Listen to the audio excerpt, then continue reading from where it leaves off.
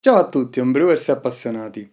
Molti di voi lo sapranno già, quest'anno mi sono classificato alla finale di campionato Brewers organizzato dal Moby, che si terrà proprio oggi, sabato 2 marzo, al The Drunken Duck Pub di Quinto Vicentino. Oggi vi parlerò della birra che ho brassato appositamente per la finale.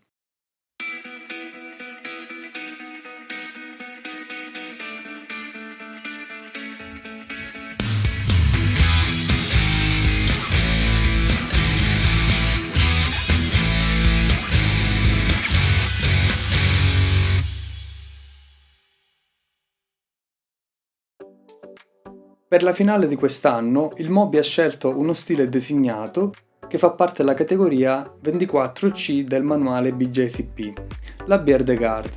La Bière de Garde è una birra francese di origine agricola, che ha storicamente molto in comune con le saison belghe, ma dalle quali in epoca moderna si sono distinte in maniera evidente. Infatti sono delle birre fermentate con lieviti lager o ale neutri a basse temperature e prevedono spesso anche delle lunghe fasi di lagerizzazione. Infatti il termine Bière de Garde significa birra da conservare. È uno stile che non conoscevo se non per sentito dire e del quale mi sono quindi dovuto documentare un po'. Ho cercato innanzitutto di reperire qualche bottiglia dei birrifici più iconici di questo stile, ma è stata un'impresa molto difficile, perché in Italia non ho trovato rivenditori con queste birre disponibili e volendo ordinarle direttamente dalla Francia dai birrifici produttori ho ricevuto pure risposta negativa. Le uniche che sono riuscito a reperire sono la Steve Blonde, che ho trovato abbastanza buona, e la Tremons, sempre bionda, che invece mi ha deluso molto. Purtroppo non sono riuscito a reperire le versioni ambrate di riferimento per lo stile, che sono quelle su cui ho puntato fin dall'inizio. L'unica ambrata che sono riuscito a trovare è la Page 24, che però ho trovato molto anonima e piuttosto industriale, non si discosta tanto dalle comuni lagere rosse industriali. Vediamo adesso com'è andata la cotta.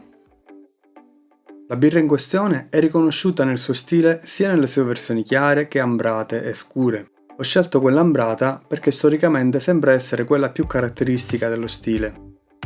Per il grist ho scelto un mix tra malti Vienna e Monaco, in modo da avere una base maltata più caratterizzata e un colore ambrato.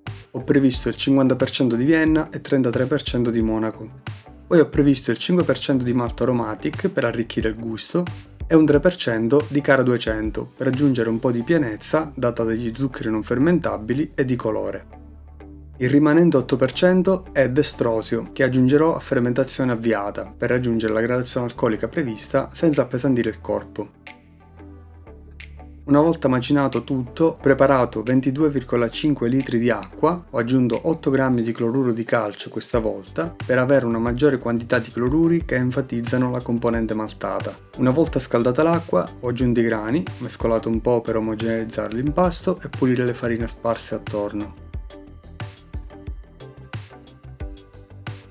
Ho previsto un unico step di saccarificazione di 60 minuti a 62 gradi per avere un corpo leggero e una birra secca. A 5 minuti ho controllato il pH che con i soli malti è sceso a 5,45. Quindi ho fatto una leggera correzione con acido fosforico e ho raggiunto l'obiettivo prefissato di 5,2. A fine saccarificazione ho raggiunto la densità di 1,56. Porto il mosto a 78 gradi e faccio un mash out di 15 minuti. Qui il mosto raggiunge una buona limpidezza e arriva alla densità di 1,67. Finito il mash out ho fatto uno sparge per caduta con 14,5 litri di acqua con pH corretto al pari di quello di mash. Cerco di fare uno sparge che non duri troppo per non tirar fuori troppa stringenza dalle trebbie che sono anche un po' esposte all'aria. Arrivo infine alla densità pre-boil di 1,47.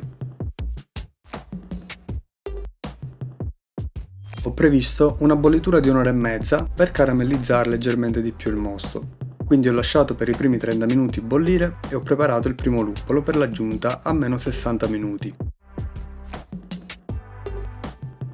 Per il luppolo ero orientato sul Brewers Gold, ma non essendo disponibile ho optato per un Northern Brewer formato pellet da 6,5% di alfacidi.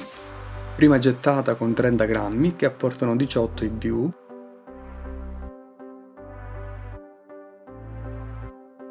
Seconda gettata negli ultimi 15 minuti con 15 grammi che ne apportano 5,5.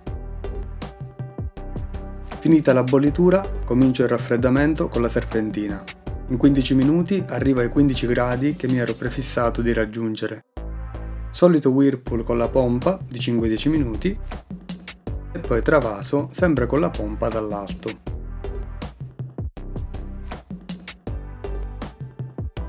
Per quanto riguarda la scelta del lievito, la scelta ideale era il Wise Bierdegard 3725 che purtroppo ho trovato non disponibile dai rivenditori. Quindi ho ripiegato sempre per un lievito ale di tipo neutro che potesse avvicinarsi il più possibile a questo, ma non è facile trovarlo. Alla fine ho optato per il Wise 2565 che viene utilizzato per le Kolsch. È un ceppo neutro che lavora bene a temperature più basse, ma che non raggiunge la stessa attenuazione del 3725 specifico per Bierdegard, che è anche diastatico. Ho preparato lo starter con un processo che potete vedere se volete nel mio recente video apposito sugli starter. Dopo aver tolto la parte liquida superficiale dello starter di lievito, ho lasciato il fondo e ho inoculato il lievito.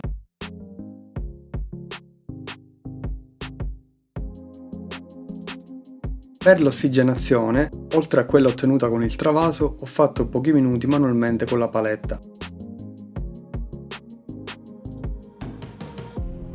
Densità iniziale del mosto di 1,59, che dovrebbe poi arrivare a 1,67 con l'aggiunta di 500 g di destrosio. Chiuso il fermentatore e messo in camera ho impostato 16 gradi, che è una temperatura in genere bassa per i lieviti ale, ma per questo ceppo in particolare è una temperatura buona.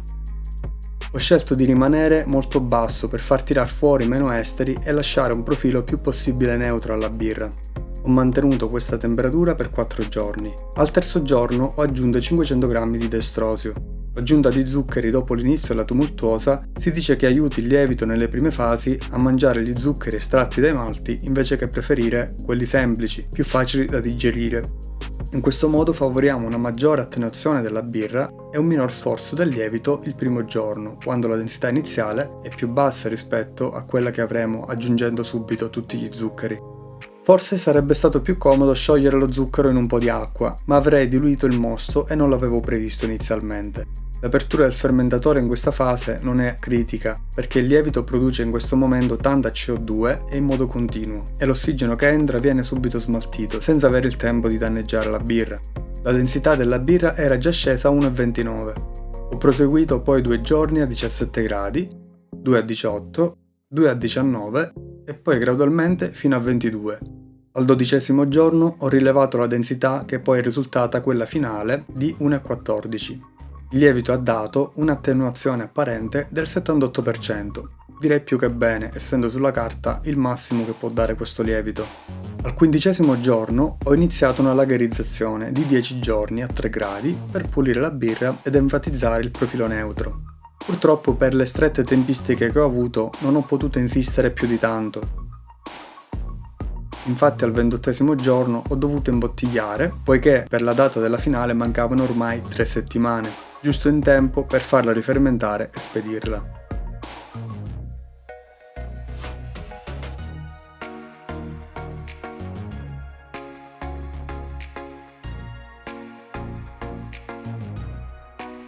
Ho previsto 3 volumi di CO2 per litro come carbonazione, per avere una bevuta facile e un corpo più leggero. La carbonazione infatti aiuta la percezione di secchezza e in questo stile dovrebbe essere ben accettata. Prima di spedire la birra, a 7 giorni, ho aperto la prima bottiglia per verificare la carbonazione. Non ho mai aperto una bottiglia così presto dopo l'imbottigliamento.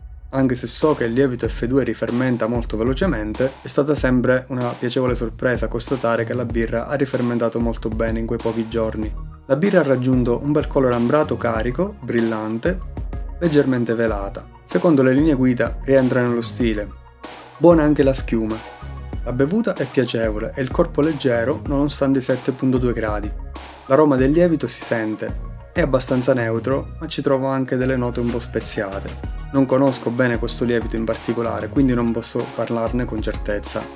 Anche il luppolo si sente sul finale, dà un buon equilibrio alla birra e rimane leggermente persistente sul finale. È una birra già piacevole tutto sommato, nonostante sia troppo giovane, mancherebbe lo step di maturazione e affinamento per essere davvero una Bjerregaard. Avete visto come ho preparato la birra designata quest'anno per la finale di campionato. Ammetto che non è stata una sfida facile. La difficoltà di assaggiare le birre iconiche dello stile e di reperire le materie prime più adatte e del luogo mi ha portato a fare delle scelte di compromesso. Vedremo cosa ne pensano i giudici, se la birra è venuta bene e se rientra nello stile di riferimento. Farò poi un video apposito sull'assaggio di questa birra e sulle valutazioni dei giudici. E voi che esperienza avete con questo stile, con questa birra in particolare? Conoscevate le Bjerregaard? Avete mai provato a farne qualcuna?